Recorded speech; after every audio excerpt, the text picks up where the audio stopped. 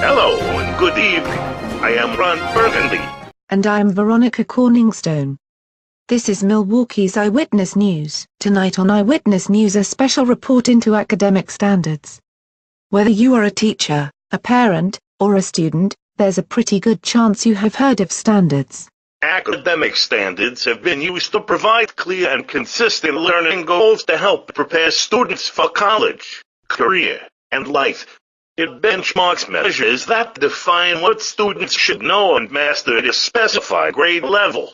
When we return, Kathy Westrick, an assistant principal from Ronald Reagan College Preparatory High School, will join us to discuss academic standards. Hello, Ron and Veronica. Thank you for having me today. Kathy, thank you for joining us today. So you have been working in MPS for about 20 years now. Can you share with us your experience with academic standards? Well, in 1994 the Reauthorization of Elementary and Secondary Education Act required states to adopt, adapt, or create standards and assessment in the classroom. Then in 1998 Wisconsin adopted model academic standards in 18 subject areas. I can tell you that for about the last 13 to 14 years, the MPS district used what they called learning targets in every subject. They created posters that had to be hung in every classroom, and every teacher was expected to know and cite these in their lessons. However, most teachers did not, because there was no accountability whatsoever. This changed about 4 to 5 years ago, with the new superintendent, Gregory Thornton, who looked into adopting and implementing the Common Core, and announced the formation and the eventual release of the Next Generation Science Standards. He also initiated the formation of the Common Core Literacy Plan, which included math, to guide the whole district. And what guides were set for the sciences? For the sciences, these learning targets were essentially exactly the same as the Wisconsin state standards for each subject. The national standards for science were released in 1998 when the 2061 NSTA project resulted in the need to develop scientific literacy standards. What is interesting, I think anyway, is how the state adopted the national standards through a committee, but had to retitle them Wisconsin State Standards, but then the district essentially adopted the same ones, but just barely tweaked some of the wording so that they had their own learning targets. What was used to guide teachers in the classroom prior to learning targets in MPS? Before learning targets were implemented, the district really didn't use so-called standards. Each subject had a guide that laid out objectives for each subject. This seemed to change every couple of years. And how were these standards developed? Committees within the district did all of this internally. Most of it was also based on the textbooks or just the committee's desires. Although there were national standards already, I do not recall any curriculum until after 4 years of teaching, which was about the year 2000. It took a while for the state to get on board. Then in 2001, the No Child Left Behind Act brought accountability for standard-based education to the forefront. This led to Wisconsin adopting the Common Core state standards in 2010. Earlier, you had mentioned the Next Generation Science Standards. What exactly are the Next Generation Science Standards? Prior to the Next Generation Science Standards, or I should say learning targets, were all about inquiry. This was a huge change for many of the veteran teachers at the time, and I would say that many have not yet grasped it or embraced it. As for myself, I fought quite a few battles when I started teaching, because no one I worked with really understood what inquiry was and how to incorporate it in the classroom. However, now I'm seeing that almost all science teachers are being trained in inquiry, and its importance. This has been a huge positive influence in science classrooms. The Next Generation Science Standards will address the vagueness that comes with inquiry-based learning. Has the Next Generation Science Standards been adopted in MPS yet?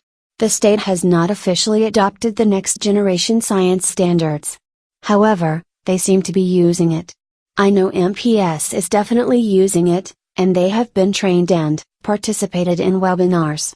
The biggest changes I have seen are the incorporation of technology and earth, space sciences, getting equal weight as the physical and life sciences. How do your colleagues feel about this?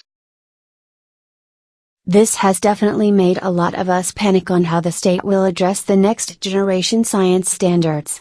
However, it is unclear how the district will enforce it. In your time teaching and in administration, have you seen that the standards have made any improvements in the education students receive, or a change in the teachers themselves?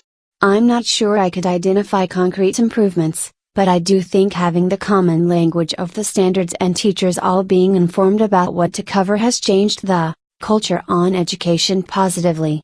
It has reshaped education from a place where teachers pretty much did their own thing in their classes, covering whatever their favorite topics were, and no one bothered them, to a place where there is more accountability and consistency in what is taught across different classrooms for the same subject. How fascinating. Kathy, thank you for taking the time to discuss academic standards with us today. You have been a great help. It was my pleasure. We will be back after this commercial break. Hello, Wisconsin. I am Lucy Liu. Over the past year, my children have spent hours each night on their homework, frustrated, falling behind, and losing interest in school, sometimes even ending in tears. As a parent, I struggle dealing with the reality that is Common Core. Currently, there are 3 states that have rejected the Common Core state standards, and 20 states that have pending rejections, while 27 states are awaiting reality. Make your voice heard and contact your local representatives today. Your child's educational well-being depends on it. Welcome back to Milwaukee's Eyewitness News. For those who are just joining us, today's special report is on academic standards, the Common Core standards for math, English language arts, as well as literacy and history, social studies, sciences, and the technical subjects for Wisconsin were adopted in 2010. They were implemented in MPS in 2013. Common Core standards are said to be a new way of learning and teaching, and they affect all of our children. The Department of Public Instruction's Director of Common Core State Standards, Emily Amundson, has released a statement saying a Common Core standard is an expectation of what a student should know and be able to do by a particular grade level. They are designed to prepare students for college, life, and careers. MPS has posted a video explaining the Common Core and Achievement Gap on their website. Let's take a look. This video seems to be very informative, yet it is a confusing topic and has its fair share of controversy. Already, 46 states have signed on to the Common Core standards. However, about half are taking a second look, including Wisconsin. 2 weeks ago, the American Federation of Teachers, the country's second-largest teachers' union, opened its biannual convention Friday by announcing a step back from its support for the Common Core education standards. Let's take a look at the president of the American Federation of Teachers, Randy Weingarten's opening address. Some of you in this room think the standards should be jettisoned. Some of you, myself included, think they hold great promise, but they've been implemented terribly. Last week, in his strongest statement on the issue yet, Governor Scott Walker calls on the state to repeal Common Core and replace it with standards set by the people in Wisconsin. The State Senate committee will listen to what the public has to say on Thursday about a bill that could potentially halt Common Core in Wisconsin. From a recent report on JS Online, Milwaukee Public Schools continue to post some of the lowest reading and math scores in the country compared with their peers in a select group of major urban schools. The report, which separated and compared scores from the national test for 21 participating urban districts, shows no significant improvement for MPS since 2009 in the core academic subjects, and no change in the achievement gap. Also, the WKCE is set to be replaced by the Common Core standard tests to create a level playing field when comparing states. Not only would parents and observers be able to see how certain schools, teachers, and students are performing, but they would also be able to make comparisons across schools, districts, and states. The Common Core standard tests have yet to be released by BRACC and Smart Balanced in Wisconsin, but will be implemented this coming school year. Will the public's opinion sway the decision to repeal Common Core?